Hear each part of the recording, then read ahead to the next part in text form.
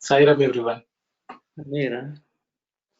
So the last week, I think what we discussed was, I think, chapter 9, if I remember correctly. The Bhakta is asking the Lord that he was not able to attend, or he was not able to accompany Swami on the trip to Kerala. And then Swami gives a solution. I think that solution is applicable for all devotees and for generations to come, especially in the future, who may feel that they were not around when Swami was not present physically. He says, listen to what happened and be joyful and have the hope that that you may also get it, achieve that opportunity. Until then, you just be happy listening to the stories. That's what Swami says. I think that's where we were. So we can continue to read today, because Swami hopefully will enlighten us further. Simon. Swami, has destiny a shape and a personality so that you can recognize it even before it shows itself? You should not hang on its favor, talking all the time of destiny, destiny. How can that destiny itself fructify without your will and wish, taking practical form as action? Whatever be the destiny, it is essential to continue acting. Karma has to be done, even to attain one's destiny. Bhakta, if one is destined, everything will come of itself, isn't it? Swami, that is a big mistake. If you sit quiet with the fruit in your hand, hoping that its juice will reach the mouth, how can you take it? It is sheer stupidity to complain that destiny denied you the juice without squeezing and swallowing the fruit. Destiny gave the fruit into your hand. Karma alone can make you enjoy it. Karma is the duty. Destiny is the result. Result cannot emerge without action. Sairam, everyone. Swami is going on to describe it further, because it so happens it's human nature for us to blame everything on destiny, or we say that everything is predetermined. There's nothing much we can do to change our circumstances. But Swami is reminding us that even the current circumstances in which we are, of which we may complain in many ways, is actually a result of whatever we have done. That's the theory of karma. Nothing is by chance. So once we know that our own actions are bringing about our current situation, Swami says the only thing left for us to do is to act in the most positive manner so that we can change our own destiny, or in the future, I guess. So Swami has given the analogy or example of a fruit and the juice and how we can eat the fruit. And there's some minimal action required of us. So I will stop there, and if anyone has something to add or ask, please go ahead, Saira.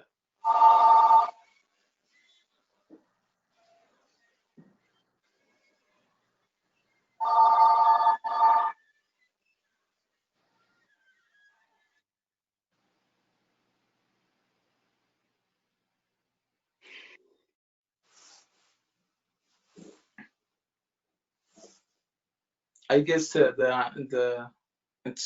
guess it's very simple and straightforward. I guess there may be no need for us to discuss. Sairam, brother, no, I want to ask you a question. Okay, sorry. Go ahead. Okay, Brother Sivadas, you can go ahead. I can wait. No problem. I was just saying that last time we were discussing this completely. That's what nobody is talking. Okay, go ahead, Brother Arun. Sairam. So the Swami is talking about the action part. So the action is, say for a king, his action is different from an ordinary peasant. Is that the way it should be? Like like Brother Arno, you were mentioning of the minimum action. So what is that minimum action that we have to perform? Is that to bear up to run our life itself, or like every human beings at their certain level they are doing that action? Is that at their minimum level they have to perform the action, or for the someone is say for instance for the betterment of the world, they are doing a Mother Teresa, somebody, they are doing actions in a greater way. So that action is how that action should be. Saira. Thank you very much, brother. Anyone who would like to share your thoughts, please? Yeah, Sahira. Actually, brother, it looks Brother Arul misunderstood. Here the mango is in our hand, but we are not eating it. So the eating part is a small minimal work. But people blame destiny always. Oh, I have no money. I am poor. How can I bring my children up? This is my destiny. So that is not the way to come out of that situation. We have to work, and when we work, everything will become smooth. Without working, we cannot blame the destiny. So destiny can be overcome if we have a sincere work. But I think Brother Arul got confused because Brother Arun said at minimal work we have to do. That's the thing. I think that I think Brother Arun could clear more about that. Sairam, thank you. And I'm sorry, which I have caused some confusion. But I will ask anyone else to clarify before I speak up, if anyone has something to say.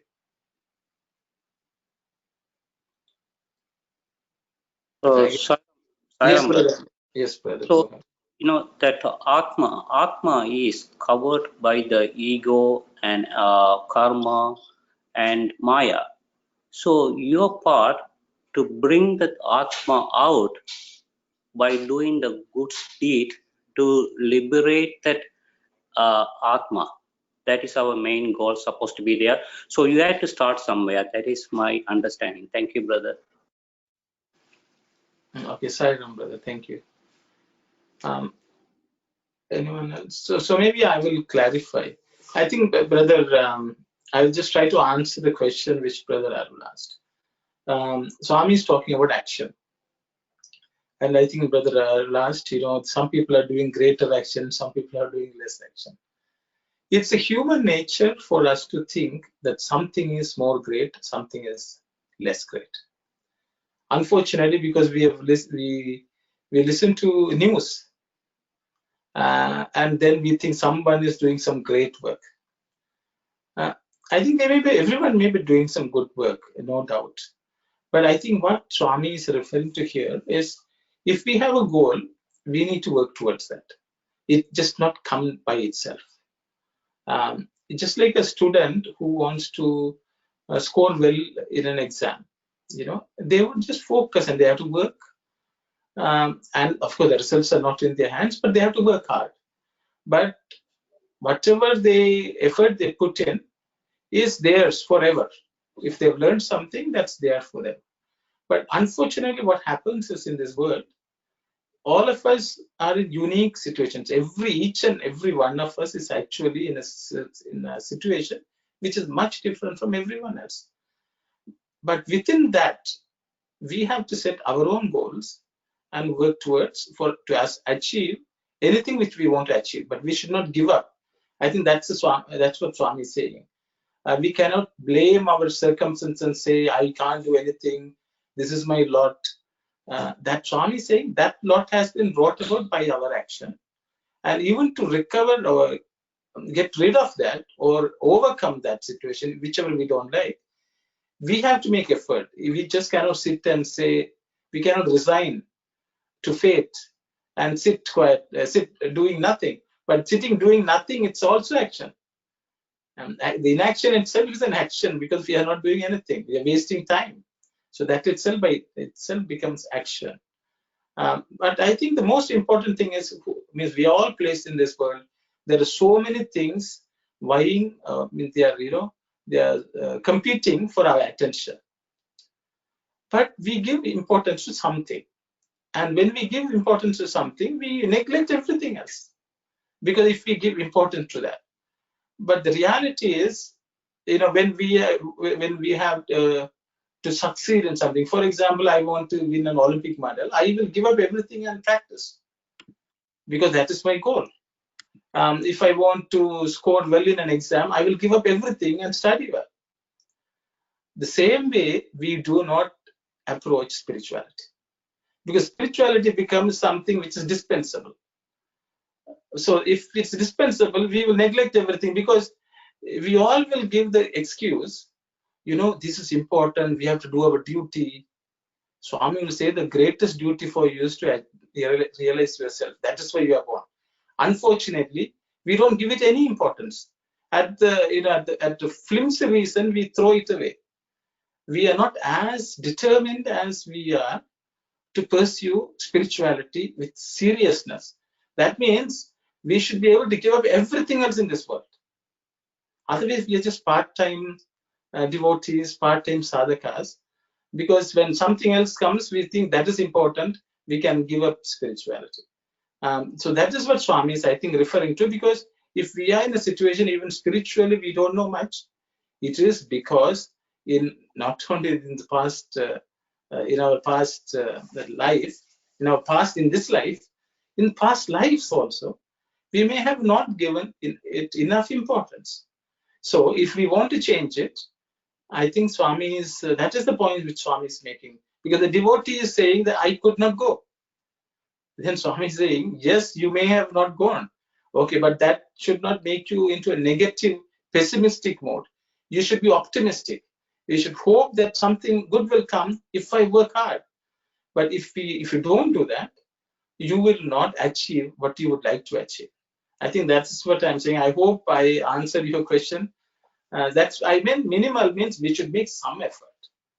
And some effort will give some results. Full effort will full results. So that's for each one of us to decide for ourselves. I hope I didn't confuse further. No. Thank you very much, Brother Arno. That's a great explanation. Thank you. Sai Ram. And I would like to point out in the same line, Brother Arno said, Swami's one quotation, I don't know the full quotation, but you start like an action, become a habit when you do it daily, then it becomes your character, then it goes on like, then eventually it becomes your destiny. So the starting is action and end is destiny. So I think that is relevant to consider. Yeah, Sai. Thank you very much, brother. Thank you. Sai Ram, I don't know if it makes sense, but I'll share my experience. And again, I pray to Bhagawan, forgive me if any ego comes while sharing this experience. There was a time when I was in my professional life, I was striving to achieve something. And at the same time, our center, we were trying to establish a center, science center. We were doing prayers on different places, but to have that center, we have to kind of donate money, right? And I could only donate whatever I could, but I had a lot of desires to do more than beyond but the family decided we can only give this much and not that. So I was praying to Bhagawan, if you think I am a right person to use me as an instrument to contribute a little bit towards the center, and this is my desire to give you X number of thousands of dollars I want to give, but choose me as your instrument to contribute, to be part of this center, and so that we can have a proper center. Praying, and then I left on him that if you choose me, it's fine. I will, we will raise money. I mean, because we were asked not to ask anybody, is whatever you can give. We are not supposed to propagate that we are raising. So it's whatever I could do it. So what happened is, it's Swami's grace. Somehow, I won't go in detail, but somehow I was working full time, but I was getting part time as well. And then I said to myself, whatever in the part time I'm going to get, that goes towards the center, raising money for the center. So I might have worked for a year or 2 years, and my X amount of money, which I really thought, towards that, it contributed. The full amount, any part-time job I will do, it will go towards that. But what happened is, on my professional life, I was working towards some certification, and I didn't get enough time to study for that. I gave once, and I didn't pass. And I'm working, and I, as a mother, and all of those things. And I was studying. I did, but I don't think so I gave enough, because I was so busy with part-time and duties at the home. So whatever 1 or 2 hours I could give, I gave.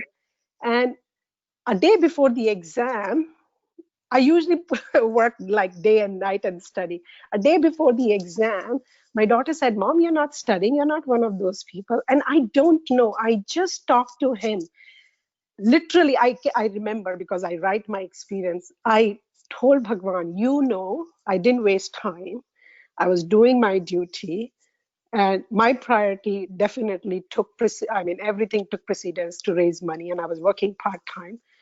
Whatever the result will be tomorrow, I'll take it. Even though I wanted to be in that line as a trainer, professional trainer, whatever you will decide, it's okay. Then I will know this is not my line to pursue my career. So I'll see something else. But whatever I did, and this is my last chance to write that exam. Afterwards, I can't write that. I offered to him, I said, I'll go whatever I've learned. What happened is, I was at work. I got a call at 12 o'clock from that association, and they said, "Oh, something happened, some changes happened, and we are taking your marks from the last time you wrote, so you graduate, you pass that." And last time I didn't pass. How come in the association changes happen, and they gave me the certification of a trainer? I'm a professional Canadian trainer, right? And they said this year is very unique, so we graduate you. You don't need to write an exam. You just take a certificate. We will mail it to you. That experience, it's not that I deliberately raise money and all of those things. It's just that part took precedence over my professional, because I said we want to do. There's a deadline. We have to raise money and all of those things. But what I believe is, he saw the sincerity. He knows that you were working hard, you were studying, whatever you could do. And I know I didn't study that much. I could have done more.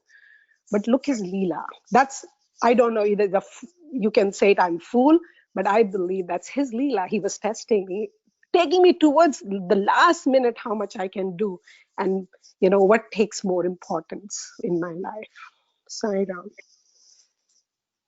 Sairam, sister, thank you for sharing. So it's another proof, and there are enough number of proofs in the world where once the whole problem is, it's having the faith that he's the one who is above all, and if we spend our life pursuing him as the goal, everything else will fall in place. And that our effort for that in that path is very, very essential. And thanks for sharing, Saira. Yeah, that's what I want to drive, that he should be the priority. That's it. Saira. Anyone else? If not, we can proceed, Sister Kalyani, to the next. Brother Sairam, brother, excuse me. That I think it is better if you can little clarify the working in a large scale for the humanity. Large scale, without large scale in the sense working for the people, working for the people. At the same time, we don't do the meditation or the self-improvement. No, the personal sadhana is now only serving in a large scale, not in a small scale, but large scale. So how do you compare this and this?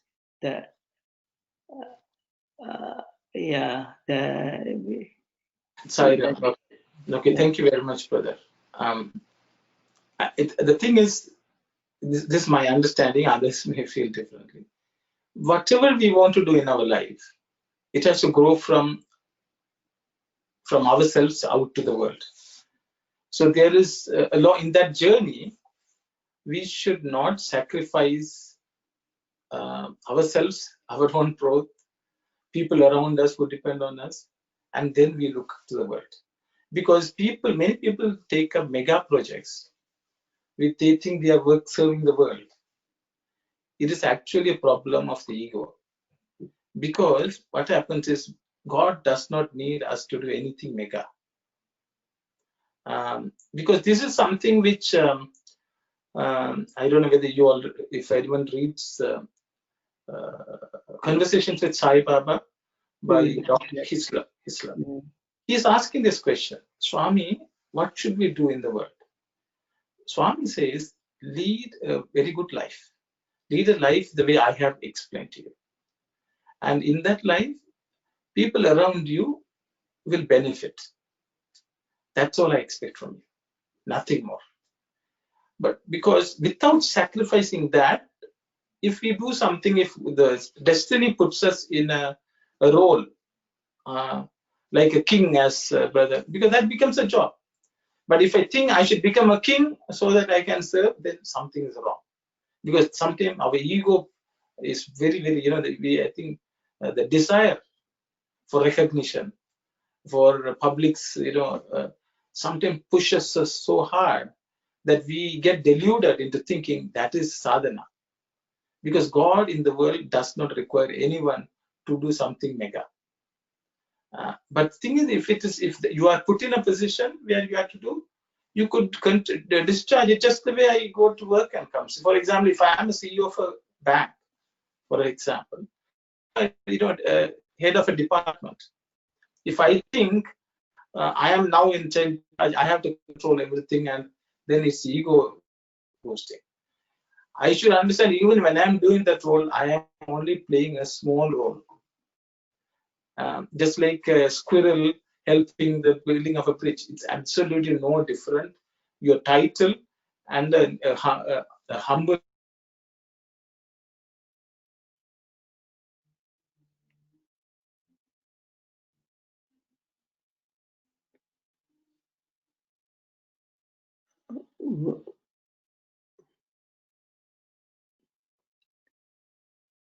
So, Sairam, brother, look like the technical difficulties. Brother Sivadas, why don't you continue with that? Thank you. No. Actually, I let him come back. I think, yeah.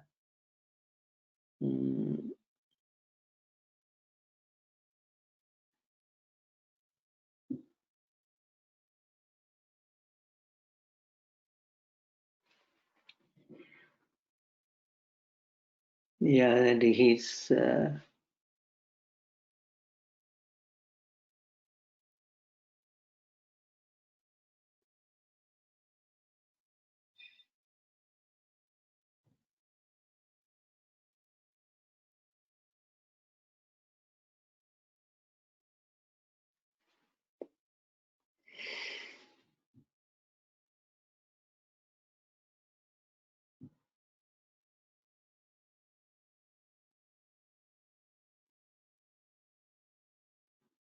I hope it's okay. Sairam, brothers. I don't know my clarification is good enough or not. So, Brother Aruno, if I understand what you said is looking at the big picture, we are here to really satisfy people and not satisfy people if they feel happy by by being with us. When we do something, anything that can help people, it satisfies them. That's in a big, I will say that we should consider that as our, as a goal, part of our spiritual goal. So it's not right to say that people are misusing us, right? People are taking advantage of us. Because if I can do certain things for anybody, whether the person is taking advantage, but if I, in my capacity, capability, if I can do, and that satisfies the person, that's person karma, whatever the intention is, whether taking advantage or not.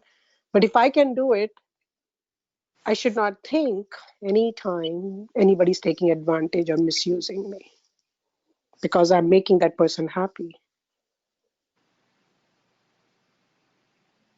I don't know if it makes sense. Can you give an example, Sister? I mean, unless someone else has understood the... Okay, so I had a discussion with my daughter, right? So we were just talking and she started working part-time and all of those things.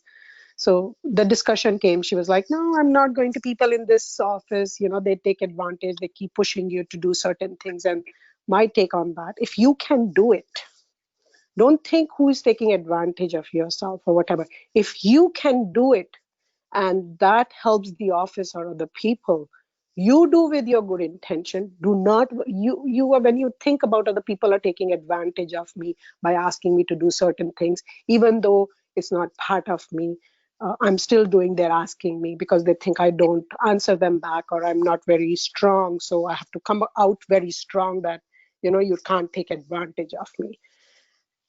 I don't know. I mean, I'm talking about the young generation where they are taking care of themselves and they think, you know what, I have to carry an aura where people cannot take advantage of me.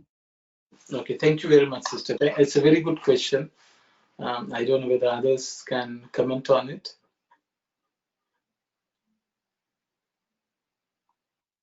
If no one, okay. Maybe I will. I think I understand where you go. I think, sorry. My understanding is this, it's limited maybe, but I will share what I understand. Because in this world, all kinds of people are there, including family. You see, it can be all kinds. And people will give you a sense of, sometimes to do what they want to do, they will spread what is called guilt. Okay. They will say, you are not doing what you are supposed to do. Or even when you're doing something, they can say, oh, this is for a greater cause, so you should contribute. This is why even in our organization, people say this is Swami's work. Actually, it will be their project, but they will say this is Swami's work. Maybe the thing is, if it is Swami's work, then that person has to do. And if others are inspired to join, that those people should join. So ultimately, what each of us should do is we should do the action which in our perception is for the benefit of us and the world in general, and which will take us to Swami. I think that should be the goal. We should neither be motivated by what others think, nor demotivated by what others think or say.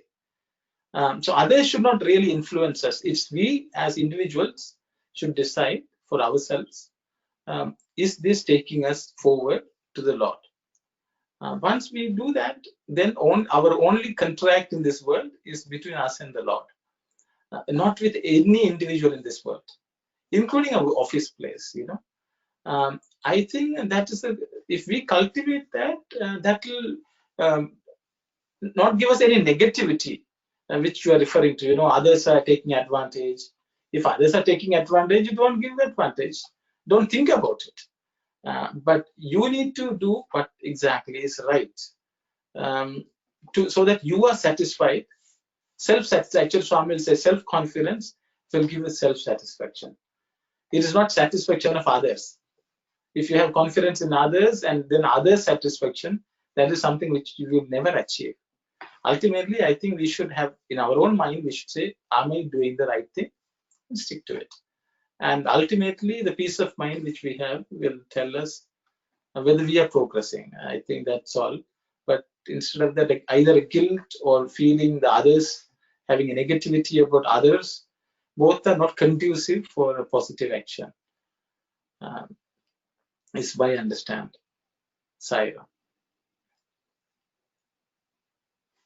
Sairam, I have an maybe it's in the same line, but I also always think, just like Brother Aruno said, even in the office environment or in the family environment, if someone asks me to do something, I always think I have been given an opportunity to do that, especially in the office. I know sometimes it's beyond my control or it's beyond my knowledge, but sometimes when I suffering, I always think that maybe I would take that God has given me an opportunity, to do something on this one. So if I take that as an opportunity, maybe my suffering or the negative thinking, it would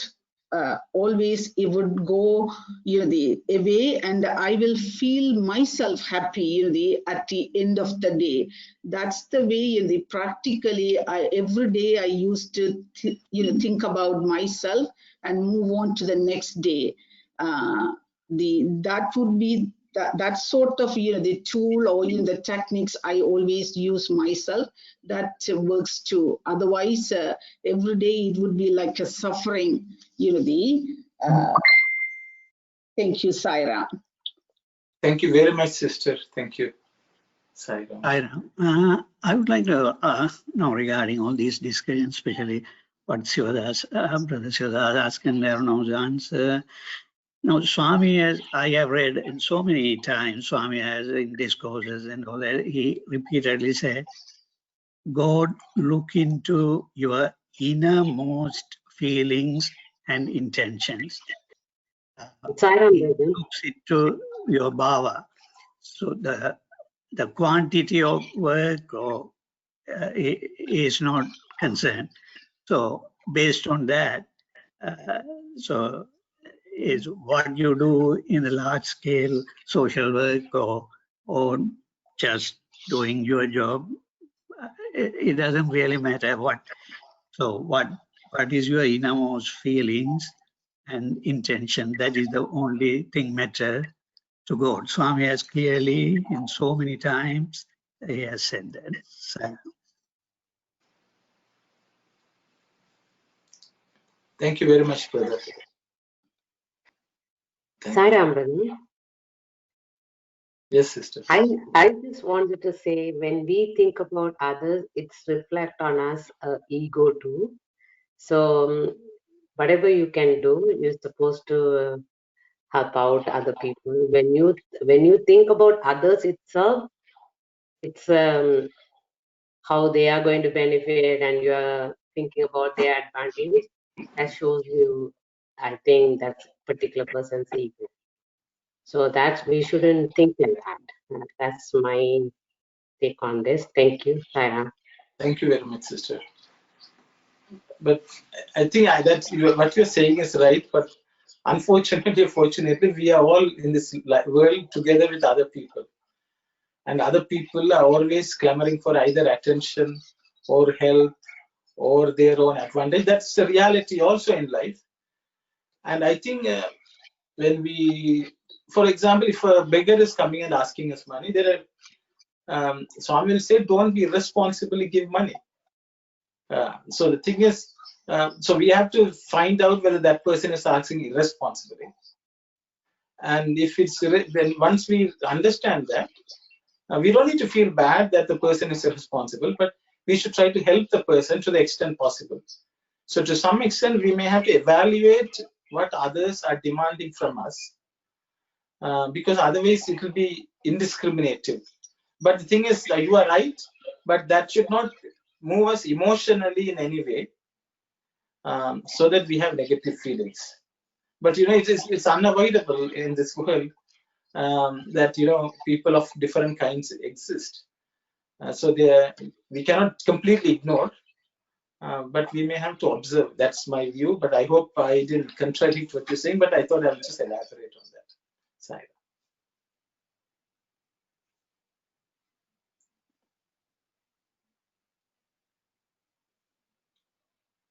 And I think the best solution is, as Sister Ananthi said, we can see, is this a good opportunity for us to do? If it's not a good opportunity, let's just move on, not thinking about it too much. But everything, I think we can see, is it a good opportunity? Is it the right way to do it? How to do it? And then do it. I think that would help us, I guess. Saira. We can move on to the next pair of question and answers, if it's okay with everyone.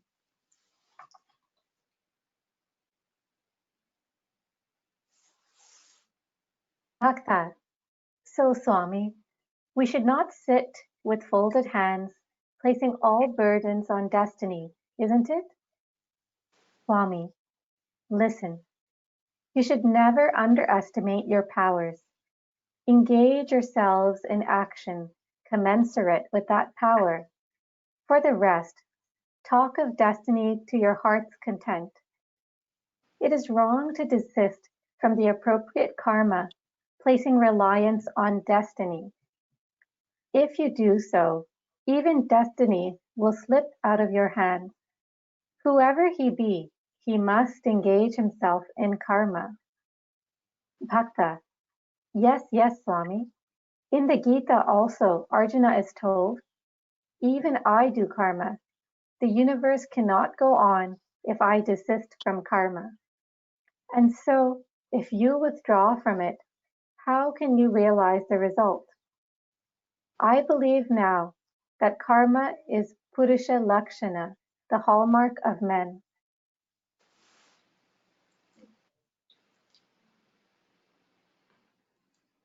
Sairam, I think it's Swami is further clarifying us. Swami is saying you should never underestimate your powers. Engage yourself in action commensurate with the power. Often, when there's an opportunity, as I think Sister Hanti would say, when an opportunity shows up, we may say we don't have the power, we don't have the money, we don't have the time, we don't have the resources to do that. But we should ask ourselves the question, are we underestimating what God has already given us? And then we have to perform action commensurate, that is fitting with that. If, for example, Swami would say, if you're a beggar with $10, if there's another beggar with $5, we can share. You can't say, I am a beggar, I don't have money, tomorrow I don't know what will happen. He will say, because we think we put all our faith on the money. We don't put our faith in God. So the thing is, that's why Swami says, never underestimate. So in this case, the devotee says, so I didn't get the opportunity to go. Swami says, don't underestimate what I have already given you. Using that, put it to good use. Because if you don't put it to good use with whatever you have, even what you have will be lost. What is in your hand will be lost. I think that's what Swami is telling. I will stop here. So others, if any one of you have something to say, please share. Sairam, we get very randomly we get the opportunity from Swami to do some service and work.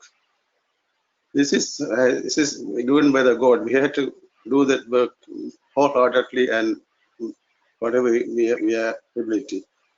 And one time Swami was talking with a devotee, but an elderly devotee was asking Swami, can you give some service to do, Swami, this? I like to do some service. So then Swami said, you have I am not giving any opportunity on this birth, Swami said. This is very, very unique opportunity we get that do the service to mankind. We have to do that service, whatever we can, we should do that. Thank you, Saira. Thank you very much, brother. I'm reminded of a story which Swami narrated. I don't know if it's a few minutes, what opportunity we get and how we can do service. During my time as a student, there was one elderly gentleman who came to stay permanently in Prashantanilayam. His name is Gopal Rao. In his career, he was a chairman of an Indian bank. So you can say a CEO of an Indian bank. Is okay, and he is a great devotee of Swami, very capable person, administratively capable, very erudite. Means he has studied a lot. He's very, very knowledgeable. He came to live in Puttaparthi. Swami permitted him to come and stay there as a permanent resident, and he stayed. Swami did not give him any job to do. I'm sure he was looking for something to do, seva. Swami did not give him any job. You can imagine, he was a CEO, and under him, hundreds of thousands of people worked. So this person used to come for darshan. A few weeks passed, and Swami did not give him any work. So what he did now, every day he would go to the canteen and serve water. Serve water, clear people's trays after they played. That was the work, which was the lowliest of job in the canteen he was doing. Swami didn't ask him to do, no one asked him to do, but he did it. He did it for several years. I think for about 15, 20 years. And in one discourse, Swami told, there are so many of you who have come as permanent residents and who are staying here for your spiritual benefit. You all don't do anything. You all come for bhajan, sit for darshan, go home, eat and sleep. What sadhana are you doing? What seva are you doing? Look here at Gopal Rao. He was such a great person, such a rich person. He has come here and have not given him any job to do. He is serving water in the canteen as sadhana. You all should take an example from him and lead your lives. So these were words spoken by Swami. So you can imagine, this person could have said, Swami, I can run an institution for you. Any of Swami's institutions he could have run. He was a very eloquent speaker. Swami could have made him speak. Swami could have asked him to become editor of Sanadana Sarali, write books, anything he could have asked, and this person would have done an excellent job. Because this person was so famous, because when he was a chairman of the bank, there was a huge strike, a huge trade union strike, and that's right. I don't want to go into detail. Even when the Prime Minister asked him to come and meet, so that he will do what he has to tell, he came to Parthi and Swami said, don't go. When Indira Gandhi asked him to come to Delhi, he refused to go. That much of conviction he had of Swami. So you can imagine, the person who was capable of standing up to the Prime Minister of the country was sitting there in the mandir. Swami didn't give him any job. But he took it upon himself to serve water in the canteen for several years. Swami would have completely ignored it also. Swami never mentioned, never spoke about it. But in one discourse, Swami said this. So here, what it shows is we all have to say, but what can we do? We have to find out for ourselves, and do some service. So I was just reminded of that when Brother Rajakumar spoke. So I thought I would share, because we can all do something little, even if destiny has not provided us that opportunity. Sahiram. So it's all our vision, where we see, how can we help people, right? So it's all in our vision, or in our intention, how it's a Hindi word, jigyasu, what you call desire is on the right, I think. It's like, yeah, I want to do something, that eagerness to do something, and we will able to do this opportunity, small, big, doesn't matter. So that has to be a lot of desire and enthusiasm to be part of this bigger mission. Sairam, sister, thank you. Sairam, the service not doing not only do that, go and find the people, give the food or helping to the people. what we are doing in the office or anywhere, that when we are go to the office or in the hospital, for those who are doing doctors, something like that, they can go in the morning and offer their all the works to Swami, that I am going to do the work for you, Swami. This is my duty. This is my service I am doing. Then put in your heart, Swami, and then start working. Then all the work is offering to Swami. Then this just goes to service. That's the best service this that. You don't have to go and find out for people to outside.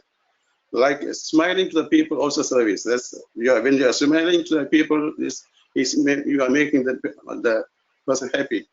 The other person smiling to some other people too. Then it's spreading all over. This is also everything is service. This way is doing service. Thank you, sir. Thank you very much, brother. Thank you very much. Can I add a little bit to it? Just a little experience with my neighbor. I mean, she's from a Sikh background. And a couple of times I took her before COVID to the center, and she enjoyed bhajan and all of that. And then after a while I asked, you're not coming with me?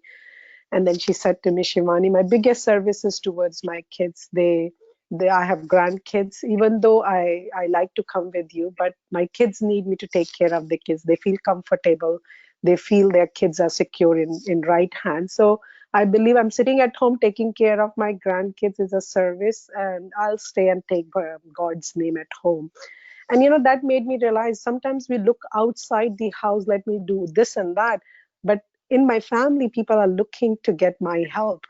So we refuse, or we don't see that as our opportunity. We just see they're my family members, but they are individual. In a big I would say picture, each person has come on this earth with their own karma. We are nothing to do my daughter, my husband, or nothing. I am a personality which came, and my biggest role is to uplift myself spiritually. So I was moved by saying that. Yes, it was a lesson learned for me as well, that look for service opportunity within the home first, make the house happy, your your family members happy, than looking outside. Just to share something I've learned from my neighbor. Thank you very much, sister. Thank you. So, Sairam, brother. So we learned that duty is God. So do your duty with love, and you are an instrument for Swami, and he's the wire puller. We all like a puppet for him. Do the work what is assigned by the Swami. Surrender everything end of the day. That is my small thing, brother Sairam.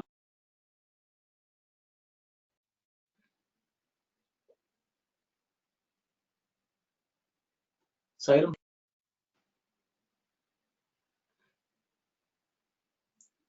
Okay.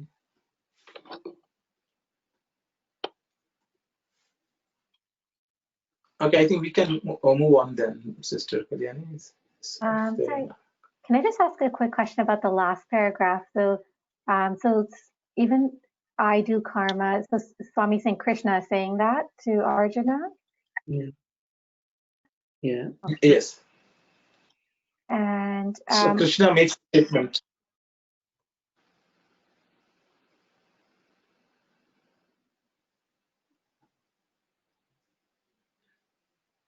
Sorry, I think maybe we lost you, or I think your audio is a little delayed. Who, my sister? Yes. Like we can see you so, speaking on the video, and then. Okay. No, I said Krishna tells Arjuna in Bhagavad Gita, because Arjuna says inaction is not a good thing. Action is necessary for the world to go on.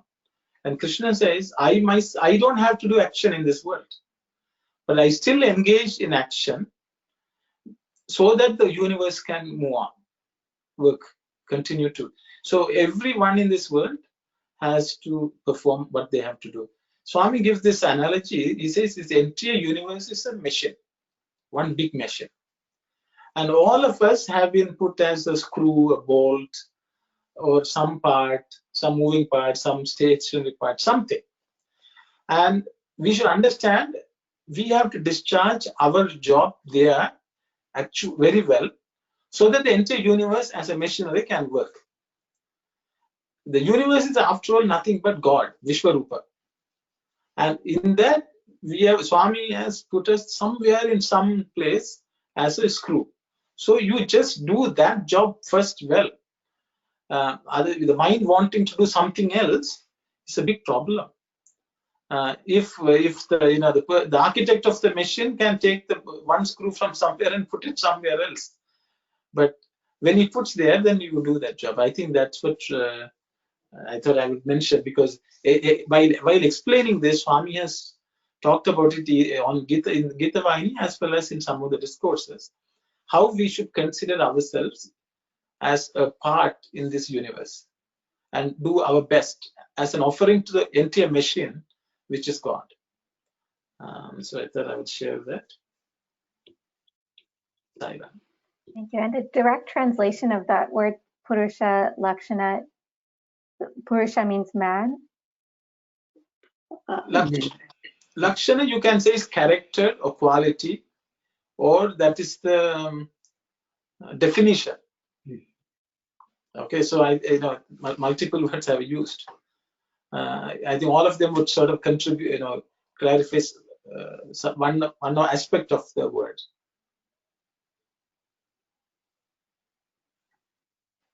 In the next line, it is got explained. Okay. Yeah. So then we'll move on, sister. Yeah. Swami, and of woman too, it is Prakriti Lakshana. All beings, men or women, trees or animals, worms, insects, all have to do karma. Everything in the universe is bound by this law. There is no escaping this obligation. Karma is the characteristic of Prakriti. Do not refer to it as Purusha Lakshana. Paramatma is the one and only Purusha. Prakriti is all Shakti, feminine. You are all not Purushas, remember? Bhakta, but Swami, there is that distinction in nature. How is it correct to say that all are feminine?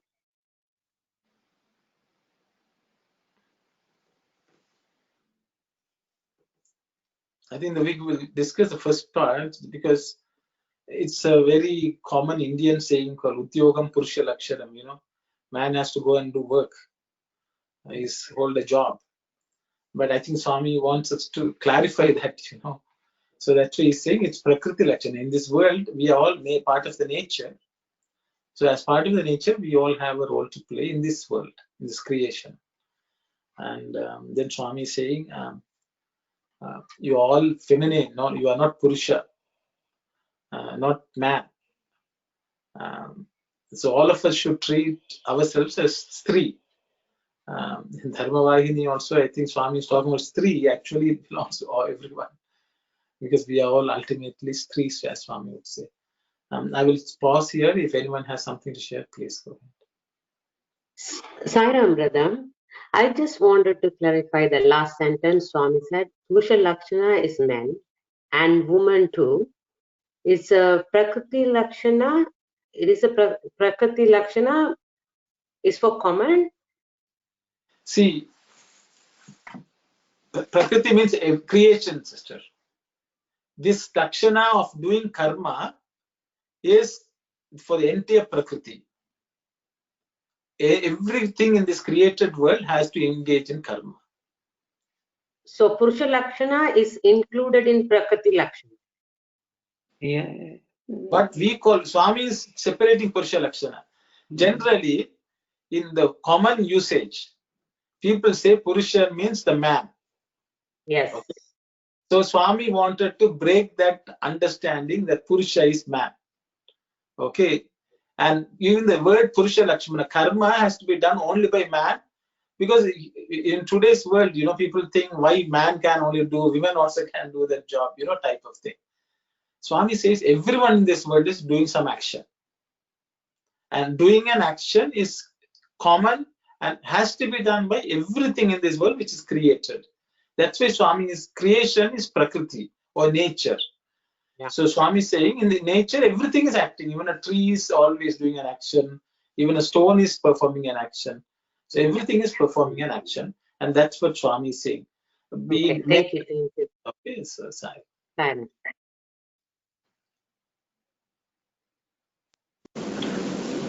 So Sairam brother, so the meaning of Prakriti is the whatever God's creation, all Prakriti. It could be stone, it could be trees, or it could be any living being. So everything, you can see the divinity. So if we see the divinity, there's a Sakti is there. So Sakti means it's a feminine. So everything is feminine then. So everything has enough Sakti, then they have to do some karma. Thank you, brother. Sairam. It's good that we are reading it now because we are celebrating Navaratri, which is all about celebration, the feminine energy in this world. Durga, Lakshmi, Saraswati. So, Sairam.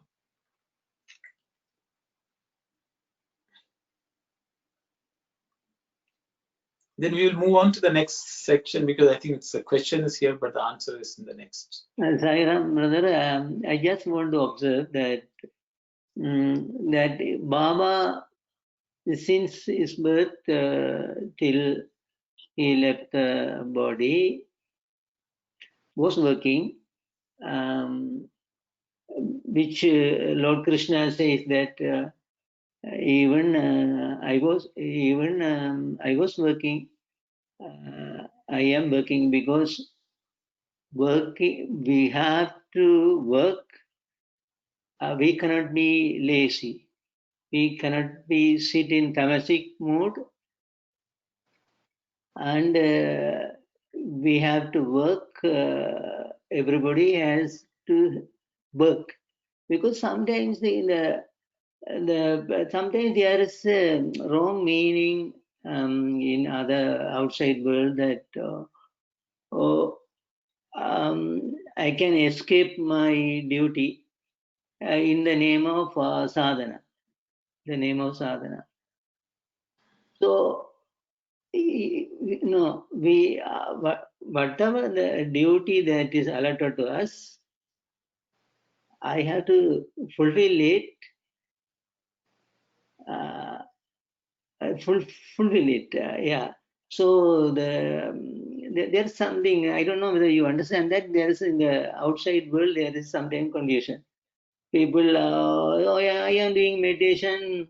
I cannot do work like that, you know.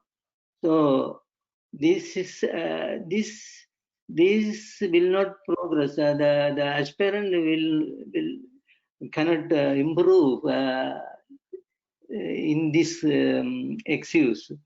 That's what Bhagawan is saying, that Krishna is saying, I am working and Baba is working and everybody is working.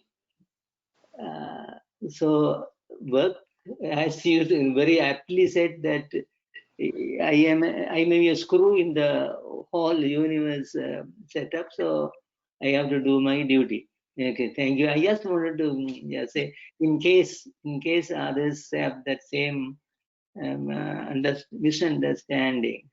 Thank you, sir. Thank you very much, brother. Thank you very much. Sairam, I would like to add to what Shivadas has been saying. Just no, first of all, in the spiritual parlance or in the Vedanic parlance, Purusha always means the God or the absolute divinity, and Prakriti includes everything else, including us. That's one. And then just to clarify that, and then as what Shiva said, Swami Vivekananda has been to Indians. He was trying to emphatically say, you are in Tamasic and thinking you are in Sadhvik. So Tamas and Sadhvik can be easily confused. So that you thinking itself, what goes in our mind, that's also an action. And your Swami, in Jaffna, the great saint, your Swami in Tamil said, செய்தலிலும் செய்யாமையிலும் அது தங்கி இருக்கவில்லை, உனக்கு இயல்பாக இது அமைகிறதோ அதை செய். So in English, what that means is it doesn't matter whether you do something or don't do it. What naturally comes to you, do it. So that's what. So actually, we should. What we do is not important. Where we are placed, what we have to do, that we have to do. That's so. So it all, again, as I mentioned, Swami, that's why it has been again and again said, God is concerned only about your innermost feelings and thoughts. He's not concerned about what you do outwardly. So I just wanted to point out these things. Thank you, Sairam. Thank you very much, Brother Saira. And as Brother Arno said that what is in the last paragraph chiefly meant is that inaction is bad. That's what, brother, you used the word inaction. No? So inaction cannot help us. That's what even Avatar is working, so that everything should work, and he is setting example for. So let us not be inaction, which is very bad. We have to be active in the sense. Yeah. Thank you, Zara. Yeah, but only thing, who decide whether something is action or inaction? We have to decide for ourselves. We can't decide another person is acting or not acting. We only know. So that is for everyone to decide, because physically, if we do something only, it doesn't mean that's action. So that's the point I was trying to say. And okay, Saira. Yeah, that is, I was not contradicting. I accept 100% what you said. But in addition to that, I just saying that in the last paragraph, the importance is that inaction is bad. That's what, as brother pointed out, I am just highlighting why the Bhagawan is saying that Krishna is working and everything's working. Is inaction is bad. Inaction is the devil's workshop. No, the inaction is the devil working in our mind. So we have to. That's what entirely different what I am saying. Okay, thank you, Saira. Let us go to this paragraph. Yeah. Sairam, before we move on to this paragraph, I have a question from the discussion, Brother Sivadas and Brother Vimalesan. They have, they had a few minutes ago. And say, for an example, if it is a Jnani or Yogi, they are doing the meditation or tabas at the Jankal and the they won't do any any working or anything. They would just meditate for years and years. Are that action or are that meditation or taba, would it be considered as karma? Because Swami told us karma is Purusha Lakshana, because each and everyone should be doing the karma. Right now, in my mind, I'm asking a question whether, that would be, in my mind also, I thought that also would be considered as inaction, because, when we do the meditation, maybe we reduce our actions. That also could be considered or deemed to be considered as inaction, and that inaction would be considered a karma. For the Swami statement, karma is Purusha Lakshana. And my first question, just to clarify whether that the meditation or taba, that would be considered as an action. And my second question, whether the inaction is just be not doing any job, physically, or inaction also, it would be it would go in the path of the, the meditation and those things. Thank you, Sairam. Thank you very much, sister. Very good question. Maybe I will. Anyone has something to say to this? Yeah, before Aruno can explain it, but before that, I quickly would like to say regarding those questions. Definitely, if someone is whether in the forest or in the city, if someone is real meditation, he is all the time connected to divinity, Swami, then definitely it's not in action. We can go into, I don't know, can explain that very well. I'm not good at that. We can get into that discussion if we might come across that later, that in Krishna in Gita says action in action, in action, and all those things. But basically, if someone is doing real meditation, it's definitely not considered inaction. So that's why I earlier said, and so on, we have to clearly understand what is sattvic and what is tamasic. Rajasic is easy to identify. But so that is the first question she asked. And second one is, sorry, I forgot the second question. But anyway, I don't know. You keep going, Sairam. So Sairam brother, can you include this one to when you are explaining? My understanding is breathing also is action. Even thinking also is action. Even meditation or tabas is also action according to his duty. So everything is action. Thank you, brother. Okay, Sairam, brother. Maybe I will try to share my understanding. I think it's a very pertinent question. So I think first I will start with what Brother Thasan said. Breathing is action. Even if you're sleeping, that's also action. But so what happens in this world is there are some actions which are involuntary. Just by the mere fact that we exist, there's action going on, which is like breathing. But then there is voluntary action, that we take up action with some intention. So I think we need to separate those two. So involuntary action goes on whether we like it or not, whether we want it or not. Just the fact that we exist, that goes on. So one is never free from action. But the mind has a role where that decides what action to do, either physically or mentally. So that is a voluntarily taken up action by us for achieving something. Because the mind is the one which is prompting. So generally people want to desist from action in terms of voluntary action.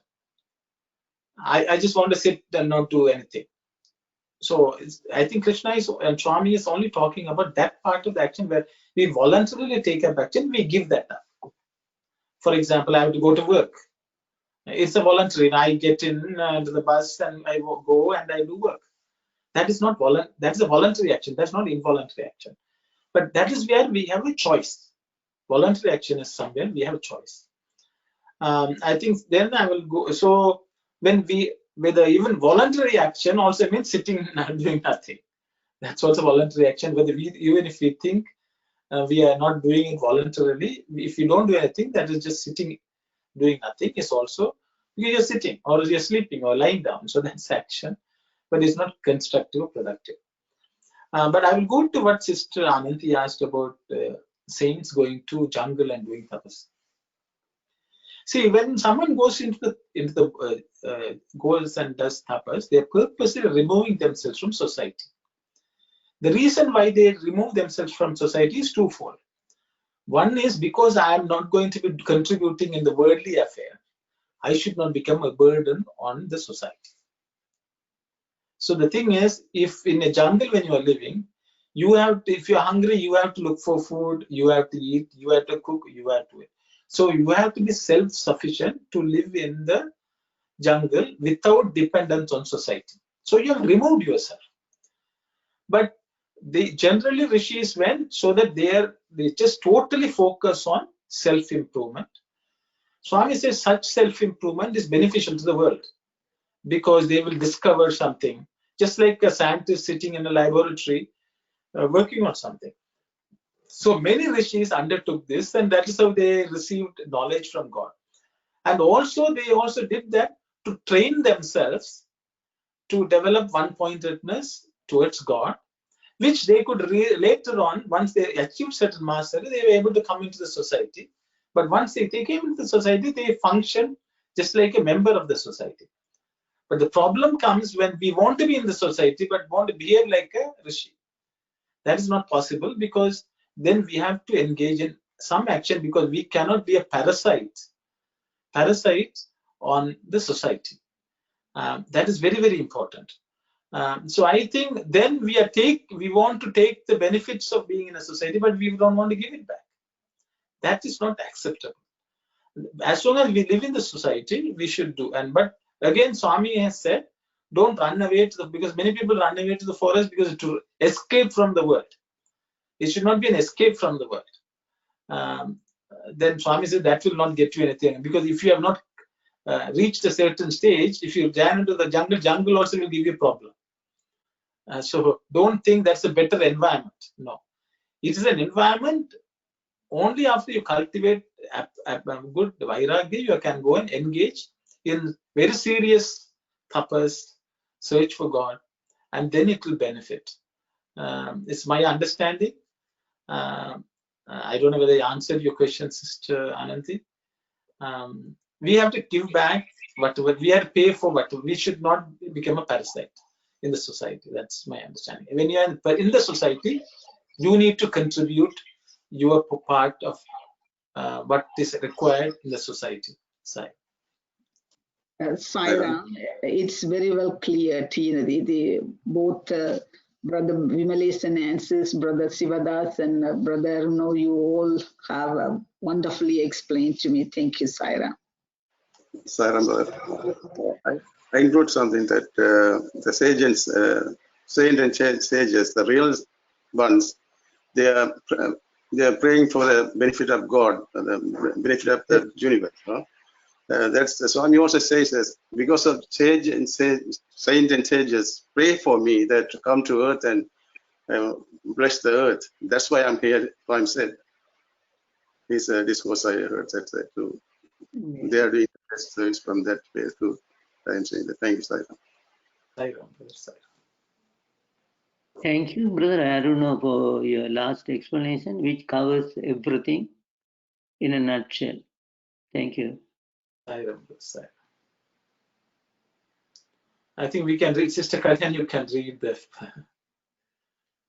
Swami, you may imagine it to be so, guided by your natural reason, but the reality is not that. All this is just secular experience, temporal, temporary. They are not the basic truth. This is simply play acting, mere impersonation. In some plays, men take the role of women. Sometimes women enact the role of men in plays. Are they therefore men?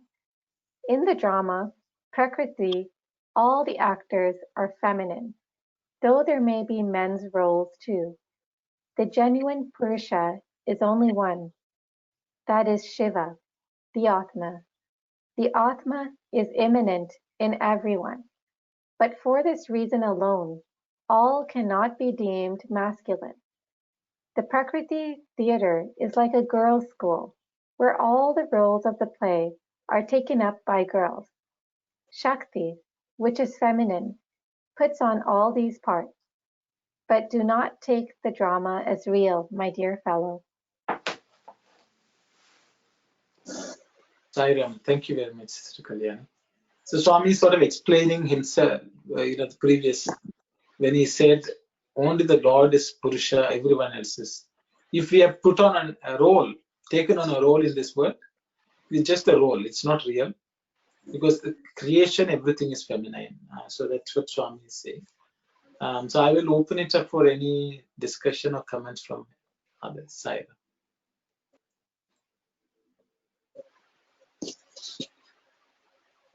Sairam, that's why in our Tamil tradition, the Saivite tradition and the Vishnuite tradition, that all devotees consider themselves as female, and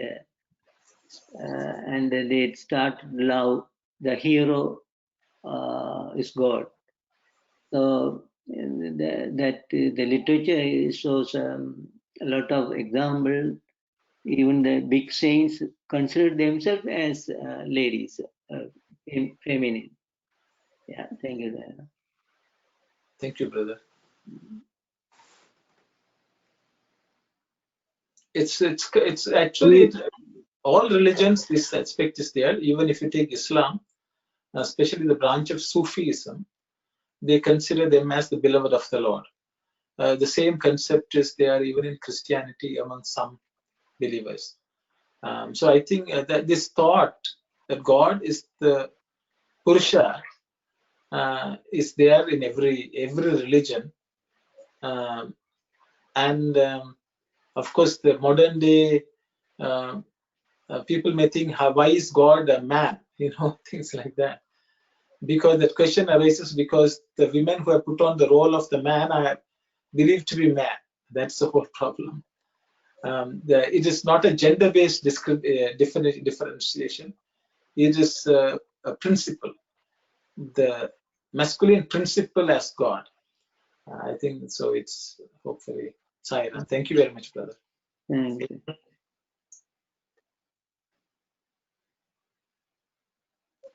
Saram, brother, just I know it's not relevant here, but I just wanted to ask you. So it says Atma is Shiva, okay? Then they put on to the girls' group, the feminine, that's the Sakti. Right? Then Shiva and Sakti together, right? Am I correct? Yes, half of Shiva is supposed to be Shakti. So it's an aspect of Shiva. I think that's what it means. But still, that aspect is feminine, if you want to say. Thank you. Thank you.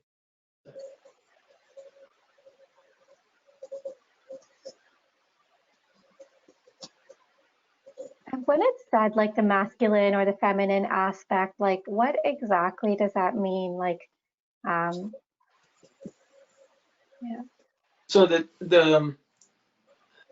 because in one language everything can get contorted.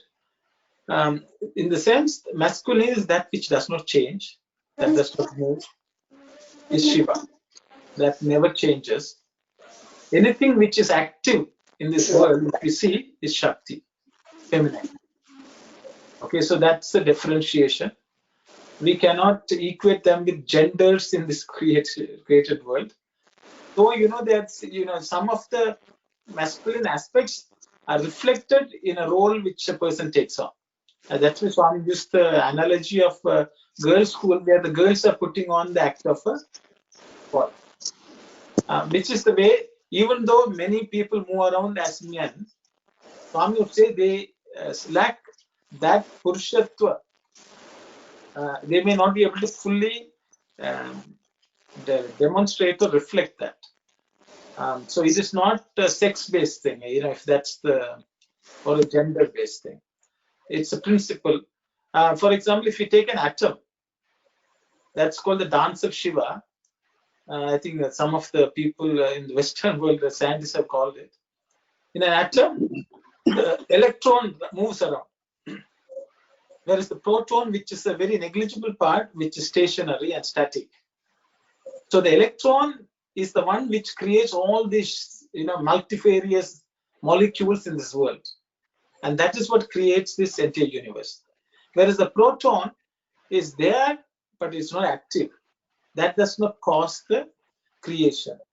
So the thing which moves is called Shakti. So the electron which moves around, because electricity itself comes only because of the electron. So that is what makes everything in this world move. So the distinction is that, because that is the only way human mind can perceive this. Even the word masculine and Purusha and Prakriti, it's only the words given to us so that this principle can be understood by the mind. But it goes much beyond the common understanding of gender. I hope that answers. Because the only reason is the masculine is a substratum, and everything else is a manifestation of Shakti. Yeah. I hope that answers. Sorry. And also, plus you in your atom example, the proton is the pulling power to control the orbit of the electrons. So it is controlling electrons. Being stationed in the middle, but the electron can move out of its pull. So it is the controller. Yeah. Thank you. Sairam. Swami also said that Shiva and Shakti is one of my form, one of that. It's not, this is the form and this is mine. Swami said, Swami said, I am above all. That's what I can say, that Swami is above all that forms and names. Thank you, Sairam. Sairam, is the Shakti is considered the energy aspect of the Atma. Am I right? Yeah. Yes, brother. I think it's fine.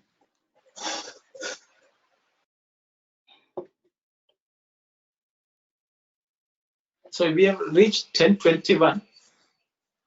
I think it's time up, I guess, for the day today. It's so nice that, on a Dashara we are talking about Shakti. In Sandeha Nivarini, it seems like a coincidence, but I think it's divinely built. So that we can finish today's, I think, the 9th day. So Swami wants us to fully understand what Shakti is, that we are all part of that Shakti, and we are all functioning in this world. So we can celebrate it as offering to the Lord, who is the Shiva, who is the ultimate, who is the center, who controls, and we are all part of that. So with those words, I think we will close today with Samastaloka and Shanti, and holy Navaratri to all of you. Saira. Saira. Thanks. Om Samastaloka Sukhino Bhavantu. Samastaloka Sukhino Bhavantu. Samastaloka Sukhino Bhavantu. Om Shanti Shanti Shanti. Sairam. Sairam. Sairam. Sairam. Sairam.